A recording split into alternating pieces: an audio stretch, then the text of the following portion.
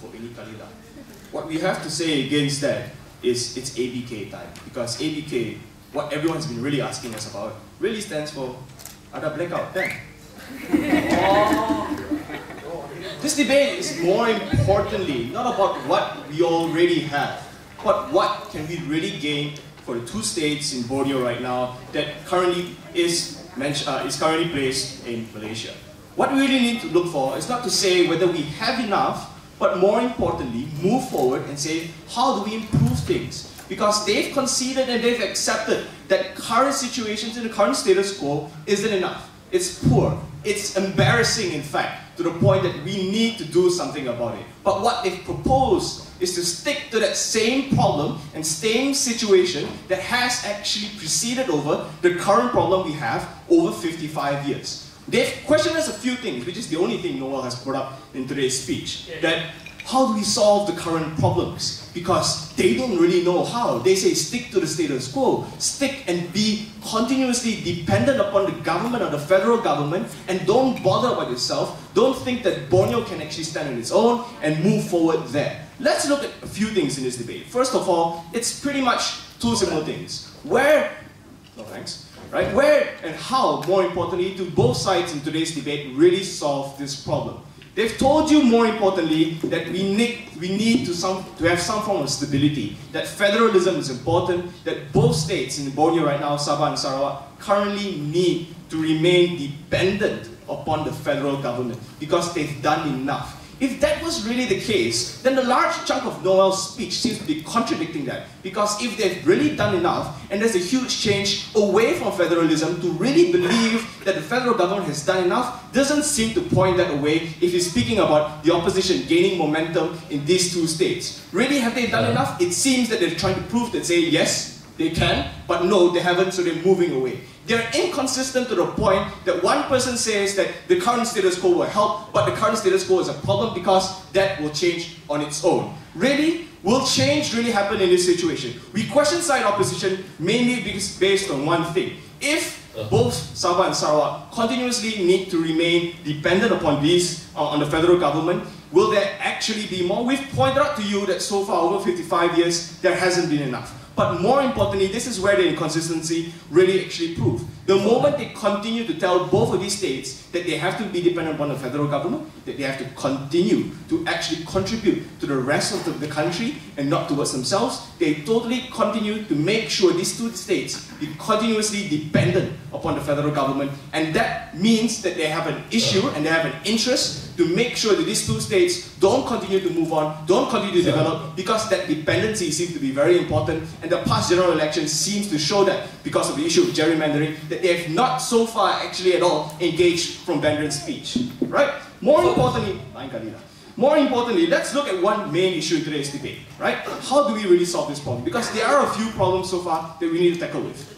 Noel questioned that how do we deal with corruption? Because their current status quo seems to be really breeding corruption, but if that's really the case, how do we really solve it? They believe that they never proposed a single thing. What we've provided to you is two really important things. Number one, that the only way that can really sum up together and move away from an idea that both Sabah and Sarawak continuously need to actually contribute to other states, the only way we combat that is we tell people that it's up to you. It's up to Sabahans and Sarawakians to really self-determine what do you really need in these states. And that cannot happen the moment you tell them to continuously be dependent upon the federal government. Nationalism and the idea that these states really belong to us is really important. Just ask Brendan. He moves away from, and this is really shameful, he tells us that we need to stay in these states, we need to return, yet he himself moves to Penang for obviously economic reasons, nothing to do with his girlfriend whatsoever. Right? And that's the issue in today's debate. That's the issue that people don't believe that Sabah and Sarawak no longer belongs to them, so they move over to West Malaysia. They move over to somewhere else because that nationalism really doesn't work. How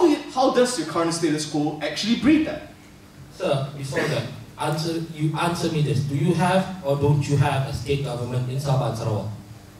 Well, you of course have a state government, but more importantly, that state doesn't really determine its own self, does it? They follow the federal government because of what they propose.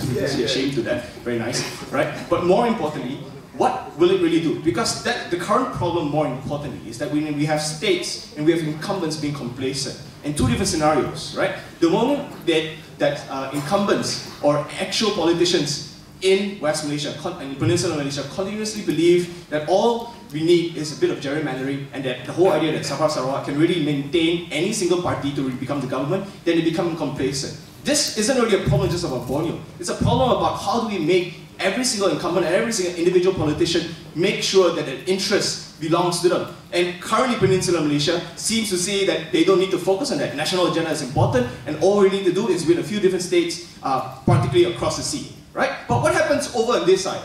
Over on this side, in Borneo itself, we seem to believe that that's not important. All we need to focus on is a national agenda to tell us that we shouldn't focus on these two states. We shouldn't be too selfish. We should look towards across the sea and say, how do we help the other side?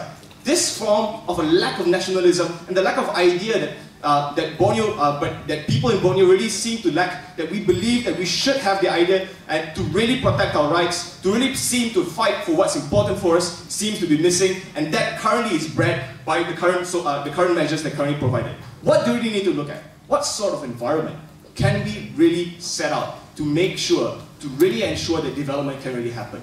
Two things. Number one, to make sure that politicians, that incumbents, don't continue to be complacent, don't continue to think that our interests, particularly the interests of people over here, should actually be less important than the interests of people somewhere else. That's the first thing. But second thing, to make sure that we really fight for our rights. Not just in Peninsular Malaysia, not just in Borneo, but simply everywhere. And that can only happen if you breed nationalism. If you tell people that's extremely important to yourself, to look at yourself in the mirror and say that you need to fight for what's right. You need to also believe that that can really happen. These two things are the secret recipe to seemingly provide and solve the problems that we currently have right now, because that's exceptionally missing from their status quo itself. We really need to make that problem. So what do ABK really have to say? It's not Albert's butt-kicking time, because the last person to say that really didn't really work. It's ABK's time.